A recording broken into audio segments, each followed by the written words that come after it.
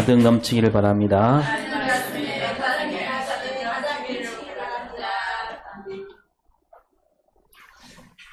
우리 권사님 기도하셨지만 우리 정 권사님 다치셔갖고 입원했고 이제 엊그제 수술 잘 받았습니다. 크게 다친 거죠. 수술을 하지 않으면 안 되는 그래서 기부스도 통기부스를 못하고 수술하는 자국이 있기 때문에 또 가끔 소독을 해야 되고 하는 아직 통증이 좀 있다고 합니다. 계속 기도해 주시기 바랍니다. 제가 이제 월요일날 급하게 부산 다녀왔는데 여러분 그 큰 도시에 가면 뭐가 가장 눈에 잘 띕니까? 높은 빌딩, 질비한 아파트. 우리나라처럼 아파트가 많은 나라도 드물지요. 이 아파트가 이제 처음 생길 때는 아파트 이름이 보통 이랬습니다. 뭐 현대 아파트, 선경 아파트, 부영 아파트, 뭐 주공 아파트 그랬지요. 언제부턴가 아파트 이름이 길어지더라고요. 길어질 뿐 아니라 영어를 막 섞습니다. 타워 팰리스, 미켈란 쉐르빌, 아카데미 스위트, 현대 하이페리온, 쌍용 더블 플래티넘 아파트, 펠리처 시그니처 아파트, 막 이렇게. 뭐 길기도 하고 읽기도 힘들잖아요. 왜 이렇게 지었다 그럽니까? 예, 그런 썰이 있습니다. 시어머니가 찾아오지 못하도록.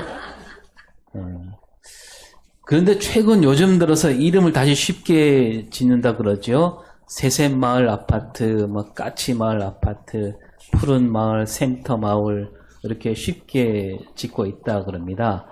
왜 그렇게 바꿨을까요?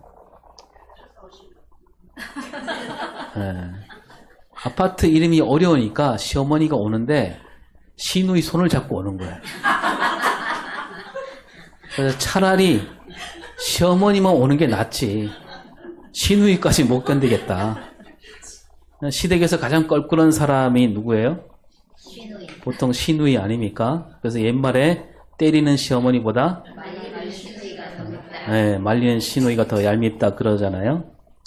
대놓고 나를 힘들게 하는 사람보다 옆에서 말리는 척하면서 위하는 척하면서 막 스리슬쩍 이렇게 부추기는 사람이 더 얄밉다 그런 뜻에서 생긴 말입니다.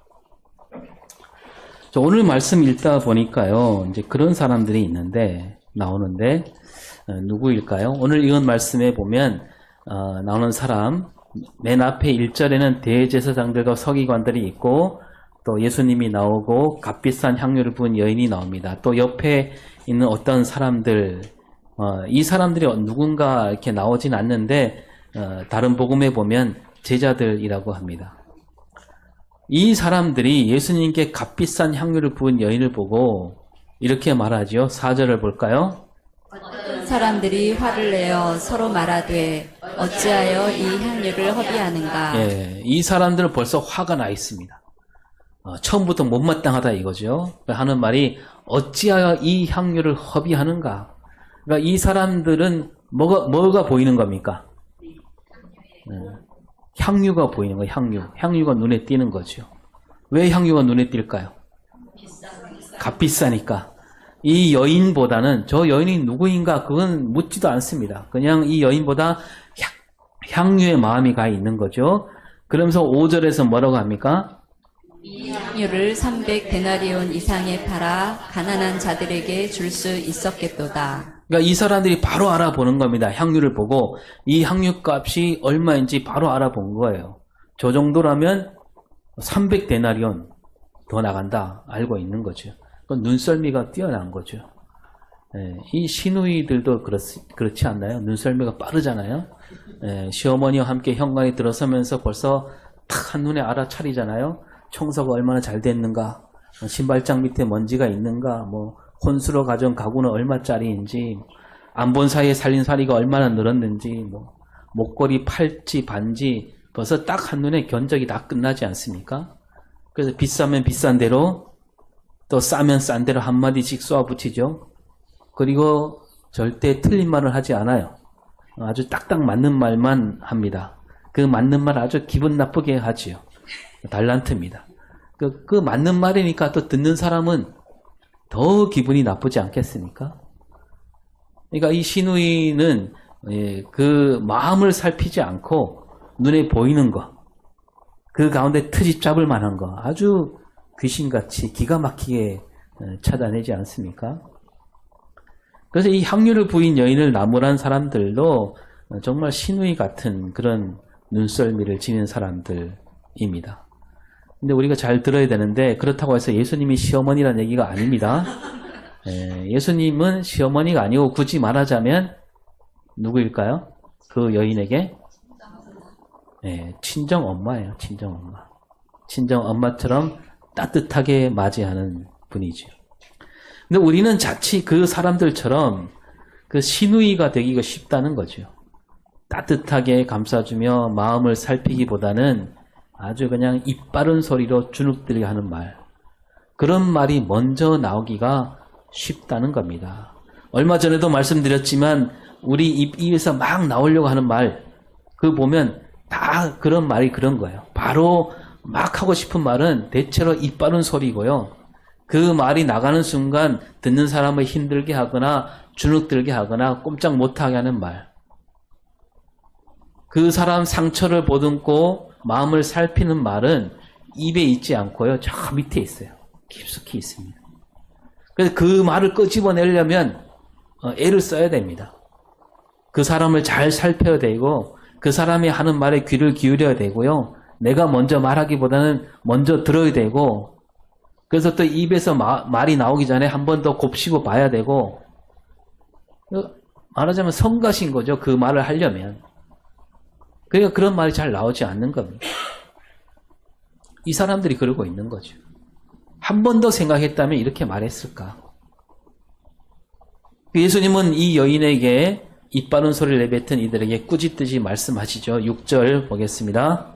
가만두라. 너희가 어찌하여 그를 괴롭게 하느냐. 그가 내게 좋은 일을 하였느니라. 네, 가만두라. 한마디로 가만두라. 좀 더 심하게 말하면 뭡니까? 그 입 닫아라. 그거죠. 더 말하지 말라. 괴롭히지 말라. 이 말씀을 비춰보면 이 여인이 그 말을 듣는 그 순간 괴로워하고 있었다는 겁니다. 사람들이 수근거리는 소리, 막 나무라는 말에 힘겨워하고 있다는 거죠. 따가운 눈길을 무릅쓰고 예수님께 찾아왔어요. 여자로서 여러분 예수님 앞에 가기가 쉽지 않은 시대입니다. 그러니까 예수님을 좋아하지 않는 사람들이라 할지라도 예수님을 가르쳐 뭐라고 불렸냐 하면 랍비라고 불렀어요.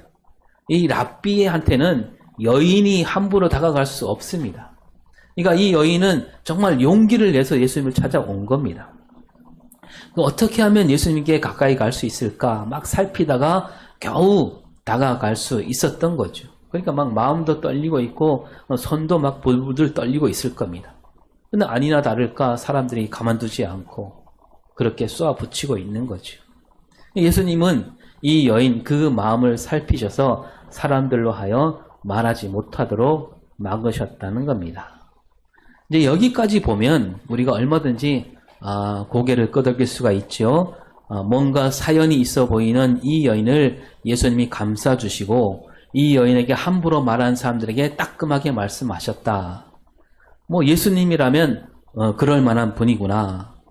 우리가 알듯이 가늠하다 잡혀온 여인에게 돌을 던지려고 할 때 그때에도 예수님은 그 여인을 감싸주지 않았습니까? 돌을 던지지 못하도록 막으셨습니다.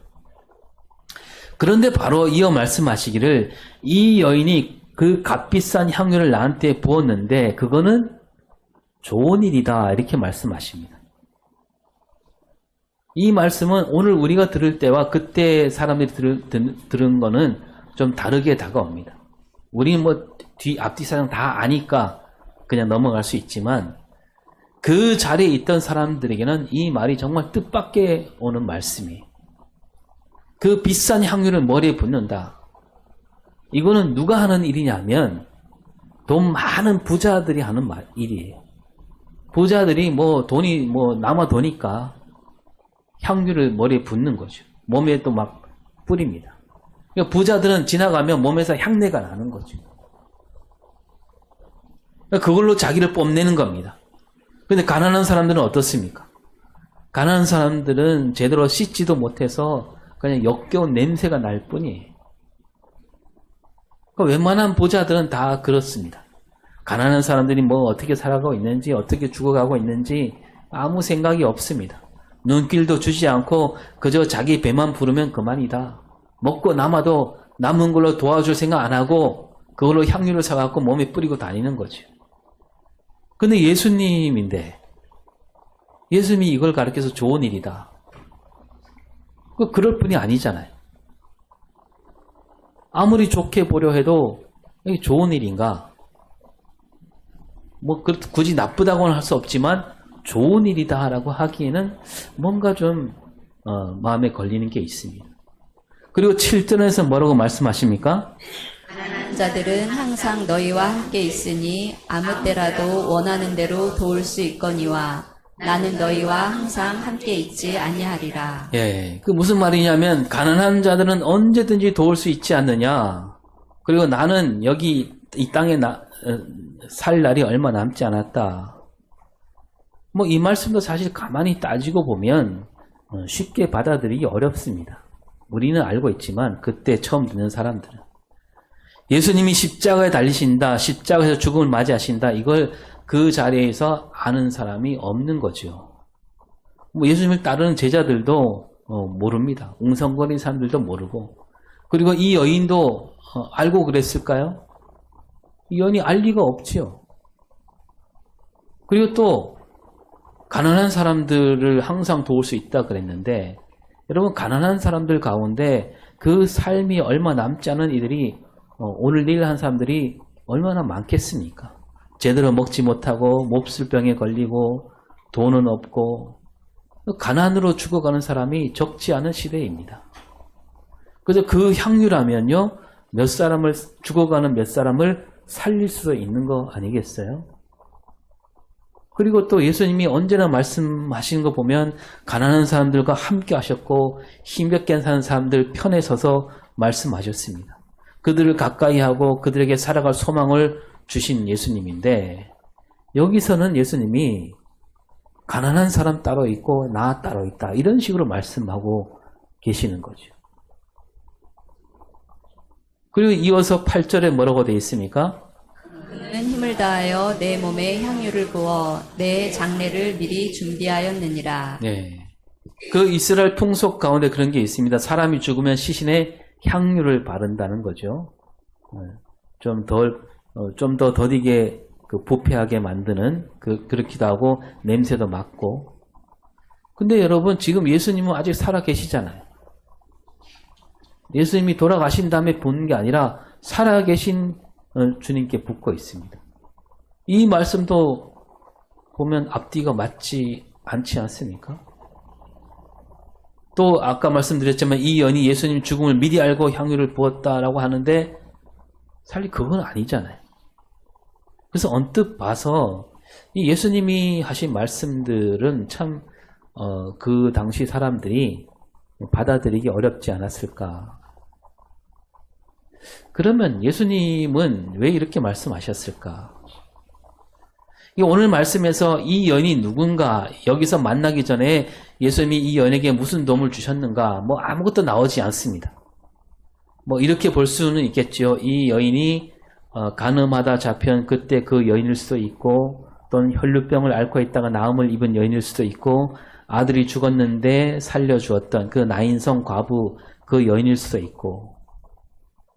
그러나 그렇다 할지라도 그 값비싼 향유를 그렇게 쏟아부은 이 일을 좋은 일이라고 하기에는 선뜻 고개를 끄덕이기가 힘들지 않을까. 그래서 이 여인을 막 나무라는 사람들도 잘못이지만 이 여인을 그렇다고 해서 지나치게 감싸주는 것은 과연 옳은 일인가, 그런 생각이 들 수 있습니다. 그 간음하다 잡혀온 여인에게 예수님이 이렇게 말씀하시죠. 요한복음 8장 11절에 나도 너를 정죄하지 아니하노니 가서 다시는 죄를 범하지 말라. 그러니까 이 여인을 감싸주시긴 했지만 그 뒤에 한마디 더 하시잖아요. 다시는 죄를 짓지 말라. 그러니까 이 향유를 본 이 여인에게도 함부로 말하는 사람들에게는 따끔하게 말씀하실지라도 이 여인에게 이렇게 말씀하실 수도 있잖아요. 나 이런 거 바라지 않는다. 다음부터는 이러지 말아라. 그렇게 말씀하실 수 있잖아요. 근데 예수님은 그렇게 말씀하지 않습니다. 예수님은 오히려 이 여인이 한 일을 더 돋보이게 하고 계십니다. 왜 그렇게 하셨을까? 예수님이 왜 이렇게 말씀하시는지 우리가 말씀 안으로 조금 더 들어가 보도록 하겠습니다. 그러니까 예수님은 먼저 이 여인이 그 막 괴로워하고 힘들어하는데 이 여인 마음을 다독이고 계시지요. 잔뜩 기죽어 있는 그 여인, 이 여인의 그 마음을 헤아려 주시고 있습니다. 이 여인이 누구인지 모른다 했습니다. 예수님은 아시겠지만 우리로서는 알 길이 없죠. 다만 요한복음에 비슷한 얘기가 나오는데 요한복음에 나온 여자는 마리아다 이렇게 말합니다. 마르다 동생 마리아, 예수님이 나사로를 살려주셨던 일, 또 마리아를 아껴주시고 이런 일들을 생각해서 마리아가 예수님께 값비싼 향유를 부었다 이렇게 나오고 있는데, 따라서 이제 오늘 본문 말씀도 이 여인 또한 아까도 말씀드렸지만 마리아와 같은 그런 마음으로 예수님께 왔구나 이렇게 보면 되겠지요. 이 여인은 틀림없이 예수님께 큰 도움을 받은 여인이겠지요. 예수님이 지금 잡힐 날이 얼마 남지 않았잖아요. 예루살렘에 들어오셨고 이 예루살렘에서는 대제사장들과 서기관들이 예수님을 어떻게 하면 잡아들일까 잔뜩 벼르고 있습니다. 예수님도 때가 되었구나 잘 알고 계시고, 이렇게 볼 때 지금 어느 때냐면 예수님이 하나님 나라 복음을 알리기 시작한 지 몇 년이 지났을까요? 3년이 다 지난 때라는 거죠. 그러니까 그 3년 동안 많은 사람을 만나셨고 그 가운데 힘겹게 사는 사람들, 병든 사람들, 짓눌려 사는 사람들 많이 만나셨습니다. 다시 말해서 예수님께 은혜를 받은 사람들이 정말 많았다라는 얘기죠. 그러니까 이 여인도 틀림없이 그런 사람 가운데 한 사람이구나. 이걸 우리가 알 수가 있는 거죠. 그렇다면 이 여인은, 우리가 이 여인 마음을 보면 이 여인은 예수님을 다시 만나고 싶은 사람이었겠구나. 하지만 여인으로서 랍비이신 예수님 앞에 선다. 이건 참으로 어려운 일이었고, 또 예수님 곁에는 늘 사람들이 많이 몰려 있습니다. 가기가 어렵습니다. 이 여인은 예수님 소문에 늘 귀를 열고 기다리고 있는 거죠. 그러는 가운데 예수님이 베다니 나병 환자 시몬이라는 사람 집에 계신다. 거기서 잠깐 머무신다 소식을 듣습니다. 모르긴 몰라도 예수님이 이 나병 환자를 고쳐주셨겠지요. 그런데 예수님이 고쳐주셨다 할지라도 그 집에 사람들이 엄청나게 많이 몰려들었을까요? 한번 생각해 보세요. 엄청나게 많이 몰려들었을까요? 이 집이 어떤 집이에요? 나병 환자 시몬이라는 사람 집이에요. 그러니까 아마 사람들이 그렇게 생각보다 딴 때보다 많이 몰리진 않았을 거다 이거죠. 나병 환자니까. 사람들이 나병 환자를 가까이 하지 않잖아요. 예수님이 고쳤다 할지라도 이 사람들은, 그때 사람들은 이 병은 없는 병이다 이렇게 생각하잖아요. 그래서 굳이 여기서 나병 환자 시몬이라는 사람 집에 있다 이렇게 말씀하고 있는 거죠. 그러니까 이 여인이 때를 놓치지 않은 겁니다. 아, 나병 환자 집이니까 사람들이 그렇게 많지는 않겠구나 하며 한달음에 달려온 겁니다. 그러니까 이 여인은 자기에게 은혜를 베푸신 예수님이 그 은혜를 잊을 수 없었고, 그래서 받기만 하고는 가만히 있을 수가 없는 거죠. 또 그때 만났을 때 그 눈빛과 따스한 목소리 다시 뵙고 싶고 다시 듣고 싶고, 그래서 거기서 더 힘을 내고 싶은 겁니다. 몇 날 며칠을, 아니면 한 달, 두 달을 넘었는지도 모르고요. 어쩌면 해를 넘겼을지도 모릅니다. 그렇게 기다렸다는 거죠. 가끔 유행가 가운데 이 성경 이야기에 잘 맞는 노래가 있는 게 가끔 보이는데요. 저는 이 본문을 묵상하면서 생각하는 노래가 두 개가 있었습니다. 이 여인에게 딱 어울리는 노래 두 가지인데, 먼저 Someday라는 노래인데요. 그 노랫말 몇 대목만 보도록 하겠습니다. 제가 부를 수는 없고 같이 읽어볼까요? 손을 잡는 그 순간들을 난 꿈꾸고 있죠. 이젠 넘어지지 않을 거예요. 기적처럼 다가올 그댈 난 믿고 있어요. 폭풍 같던 그 시련에도 버텨낼 수 있었던 이유. 저 쏟아지던 빗속에도 쓰러지지 않았던 이유. 머지않은 어느 날 같은 꿈을 꾸며 걸을 수 있길 함께. 예, 여기까지. 그러니까 예수님을 만나기 전 이 여인에게는 오직 어둠만이 가득했지요. 아무도 이 여인이 겪는 어려움을 헤아리지 못했습니다. 그러던 어느 날 예수님을 만났고 그날부터 소망을 가지게 된 거예요. 그때부터 이 여인은 다시 만날 꿈을 꾼 거예요. 다시 만날 꿈을 꾸면서 두 번 다시 슬퍼하지 않아요.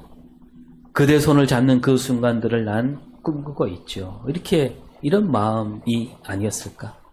그러니까 이 여인은 예수님 손을 잡는 그 순간을 꿈꾸며 다시 슬퍼하지 않으리라. 그렇게 마음을 다져온 거죠. 마음속에 있던 슬픔과 상처, 예수님께 나아갈 때 깨끗이 사라졌던 그 경험을 다시 하겠다 이런 마음입니다. 그래서 이 여인은 두려움 없이 예수님께 나아갈 수 있었다는 겁니다. 이 여인은 언젠가 예수님을 만날 그 날을 꿈꾸며 기다려온 겁니다. 예수님을 만나는 게 소원이었어요. 간절한 바람이었습니다. 그 소원과 바람이 이 여인을 여기까지 오게 해왔고 지금까지 견딜 수 있게 해주었다는 거죠. 여러분, 예수님이 바로 그 마음을 헤아리신 거예요. 그리고 또 한 노래가 있는데 이 노래는 이 여인이 향유를 부을 때 향유를 붓게 되는 그 마음을 잘 담은 노래 같아요. 오늘 설교 제목이기도 한데 제목이 뭐였죠? 설교 제목이? 내 아픔 아시는 당신께. 이 노래는 조화문이라는 가수가 불렀는데 이분이 그런 노래 그런 좋은 노래 많이 부르다가 지금 목사가 돼서 목회 활동을 하고 있는데요. 몇 년 전에도 이 노래 좀 알려드린 적이 있습니다. 최수종 매형인가 그렇죠? 네, 노랫말 한번 볼까요? 어둠을 헤치는 세월은 말없이 흘러만 가는데 지나간 시간이 서러워 한없이 눈물만 흐르네. 그러던 어느 날 사랑을 만났네. 누구도 느낄 수 없는 내 아픔 아시는 당신께 내 모든 사랑 드려요. 이 눈물 보시는 당신에게 내 마음 드려요. 예. 그러니까 어둠을 헤치는 세월은 말없이 흘러만 가는데 지나간 시간이 서러워 한없이 눈물만 흐르네. 그러니까 이 여인도 지나온 삶 속에서 수많은 아픔과 상처가 가득한 거죠. 상처투성이로 살고 있는데 예수님께서 찾아오셨습니다. 그래서 은혜를 받았습니다. 그래서 노래하기를 그러던 어느 날 사랑을 만났네. 누구도 느낄 수 없는 그런 사랑을 만났다는 거예요. 그 만났으니까 그 예수님을 다시 만났을 때 내 아픔 아시는 당신께 내 모든 사랑을 드립니다. 내 눈물을 보시는 당신에게 내 마음을 드립니다. 이런 마음으로 향유를 붓는다는 겁니다. 이 여인은 예수님을 잊을 수가 없는 거죠. 그래서 예수님을 다시 만나려고 온갖 애를 썼습니다. 그리고 드디어 만난 겁니다. 이 향유는 바로 이 여인이 가진 마음이었다는 거예요. 아무리 값비싸다 해도 그 받은 사랑과 은혜 거기에 견주면 뭐 전혀 아깝지 않는 거, 턱없이 모자라다. 그래서 기꺼이 부어드렸다라는 겁니다. 예수님이 이 여인 그 마음을 보신 겁니다. 그 마음을 헤아리신 거예요. 그 아픔과 눈물을 다 아셨고 아픔을 고치시고 눈물을 닦아주시는 그 정성과 마음을 받으시는 겁니다. 어느 한 과부가 자기에게 있는 전 재산을 헌금함에 넣는 그 정성과 마음, 그와 같다는 겁니다. 이어서 예수님이 이 여인에게 이 여인이 한 일에 대해서 큰 뜻을 붙여주시죠. 9절 말씀에 내가 진실로 너희에게 이르노니 온 천하에 어디서든지 복음이 전파되는 곳에는 이 여자가 행한 일도 말하여 그를 기억하리라. 네. 이 여자가 한 일에 대해서 큰 힘을 실어주고 있습니다. 복음이 전파되는 곳. 무슨 복음입니까? 하나님 나라 복음이잖아요. 예수님이 말씀하신 하나님 나라 복음. 하나님 나라 복음이 전파되는 이 모든 것에 이 여인이 한 일이 알려지기를. 그만큼 귀하고 값진 일이다. 여러분 예수님 말씀으로 이 여자는 어떻게 됐을까요? 그 다음에 정말 기쁜 마음으로 돌아가지 않았을까요? 그리고 가난한 사람을 돕는 일에 게을리하지 않았으려고 봅니다. 이 앞에서 요한복음에 나온 이야기를 잠깐 말씀드렸는데 우리가 작년 2024년 3월 26일 주일에 이 요한복음 본문 말씀으로 나눴습니다. 그때 제목이 사랑이 꽃피는 나라라고 했는데 하나님 나라는 사랑으로 이루는 나라라는 겁니다. 이 여인을 나무라는 사람들 마태복음에는 제자들이가 있는데 그 앞에서 이 사람들이 마치 신우에 같다라고 했지만 또 사실 따지고 보면 이 사람들도 그렇게 못돼 먹은 사람들은 아니지요. 왜냐하면 그들도 나름 자기 일을 내려놓고 예수님을 따라왔습니다.